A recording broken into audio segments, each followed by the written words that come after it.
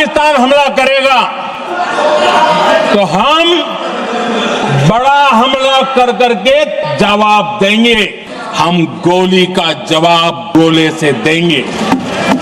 जिन्होंने जो जंग में अचीव किया है वो भी हम जानते हैं और जिनका नुकसान हुआ है वो भी हम जानते हैं। और दोनों जो हैं वो इलेक्टेड नहीं है by the people of Pakistan, वो तो हमारी आर्म्ड फोर्सेस की, तो उनके सामने कौन बात करेगा कि ये क्या हुआ और कि ये क्या नहीं हुआ। अगले दिन उनको उठा के ले जाएंगे, तो दैट्स नॉट पॉसिबल। फिर से लोकतंत्र के इस मंदिर में दोहराना चाहता हूं, ऑपरेशन सिंदूर जारी है। पाकिस्तान ने अपने रास्ते रोके हुए ना ट्रेड के।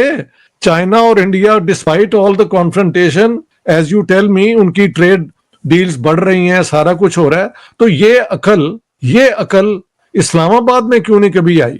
सिंपल सी बात है, किसने कहा है कि क्रिकेट नहीं खेलनी? पाकिस्तान ने कि भारत ने? भारत ने। तो फिर भारत से पूछे ना, हमसे क्यों पूछ रहे हैं? भारत ने फैसला कर लिया क्रिकेट नहीं खेली तो भारत फैसला करे। पाकिस्तान ने तो कभी नहीं कहा। पाकिस्तान तो कह रहा है पाकिस्तान आओ। ट्रेड डील, वो ट्रेड डील पता है क्या है? They are selling Balochistan. इनकी ट्रेड डील यही है कि बलूचिस्तान में आओ और मिनरल रिसोर्सेज चोरी करके ले जाओ। पहली बात तो बलूचिस्तान के रिसोर्सेज बलोच के हैं, लाहौरियों के तो है नहीं। प्राइम मिनिस्टर मोदी ने पार्लियामेंट में बड़ा बयान देते हुए कहा कि ऑपरेशन सिंदूर के दौरान दुनिया में किसी भी देश के नेता ने भारत को अपनी सुरक्षा में कार्रवाई करने से रोका नहीं। यूनाइटेड नेशन के 193 देशों में सिर्फ 3 देशों ने ऑपरेशन सिंदूर के दौरान पाकिस्तान के समर्थन में बयान दिया। उन्होंने अमेरिकी राष्ट्रपति ट्रंप का नाम लिए बिना कहा, दुनिया के किसी भी नेता ने भारत से पाकिस्तान के खिलाफ एक्शन रोकने को नहीं कहा था। पाकिस्तान के डीजीएमओ ने भारत के डीजीएमओ से हमला रोकने की गुहार लगाई थी, क्योंकि वो हमारा हमला नहीं झेल पा रहा था। प्राइम मिनिस्टर मोदी ने कहा, 9 मई की रात अमेरिका के उपराष्ट्रपति ने मुझसे बात करने का प्रयास किया। वो घंटे भर कोशिश कर रहे थे। मेरी सेना के साथ मीटिंग चल रही थी। बाद में मैंने उपराष्ट्रपति को फोन किया। उन्होंने मुझसे कहा, पाकिस्तान बहुत बड़ा हमला करने वाला है। मेरा जवाब था, जिनको समझ नहीं आता उनको नहीं आएगा। अगर पाकिस्तान का यही इरादा है तो उसे बहुत महंगा पड़ेगा। कि पार्लियामेंट में एक बहुत ही धांसू धुआंधार तकरीरें हुई हैं, स्पीच हुई है और डिबेट हुई है ऑपरेशन सिंदूर पे। और जहां ऑपोजिशन ने बड़े कड़े सवाल किए हैं, वहीं पर जो उनके मिनिस्टर्स हैं जैसे कि डॉक्टर जयशंकर ने कोई 40 मिनट्स की स्पीच की है वहां पर। इसी तरह जो राजनाथ सिंह हैं, उन्होंने तो बड़े ही धुआंधार, जिसे कहते हैं ना, 2 टोक जवाबात दिए। अच्छा, अब सर एक तो मैं आपसे एक जो इसके अंदर जो पॉइंट उठाया गया उस पे बात करूंगी, और साथ ही मैं एक और सवाल इस पे ये उठाऊंगी कि वहां पे तो बड़ी कड़ी तनकीद हुई। उनसे कहा गया, जी बताएं कितने जहाज गिरे हैं, ये बताएं, ऑपोजिशन ने। लेकिन क्या आप समझते हैं कि पाकिस्तान के पार्लियामेंट में कोई ये सवाल कर सकता है कि जरा बताएं कि आपका नुकसान भी कितना हुआ है, कोई हमें थोड़ा सा ये भी बता दे? एक तो मेरा सवाल ये होगा।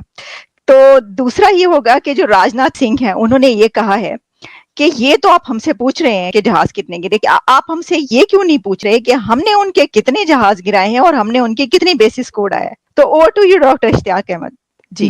नहीं, ये तो कोई कभी भी डिनाई नहीं कर सकता ना कि इंडिया में कोई भी हुकूमत आ जाए, एक बेसिक यूनिनिमिटी जो है वहां पे कि this is a democracy, India is a parliamentary democracy.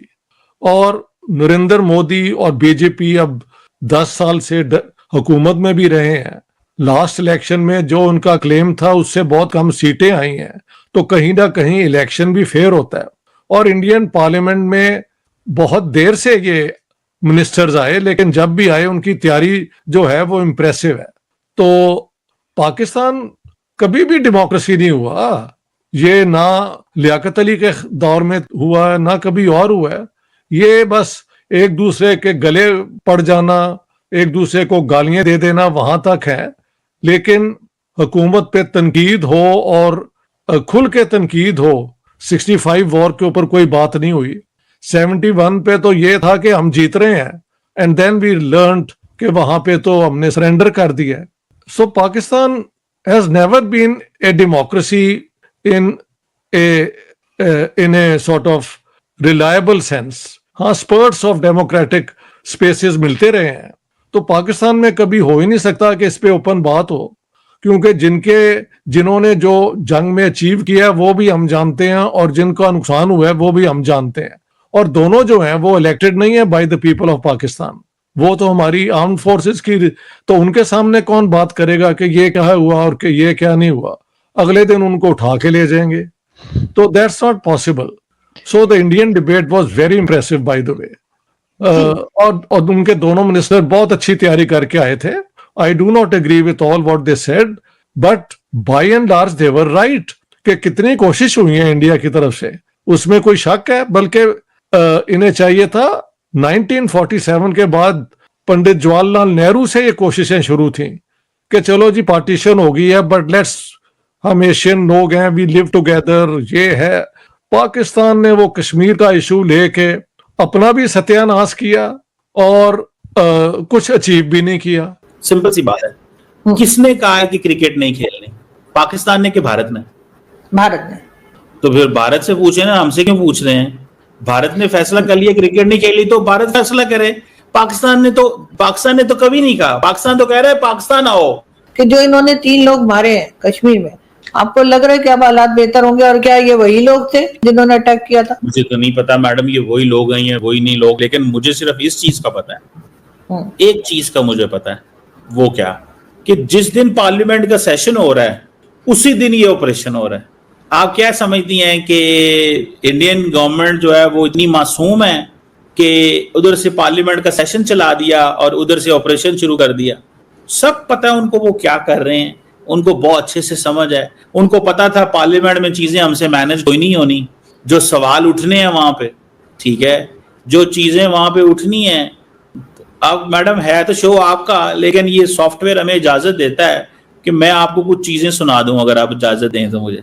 जी जी सुनाओ जी। मैंने वो चेक किया है तो सॉफ्टवेयर में वो मुझे, I have that kind of liberty to operate it as well.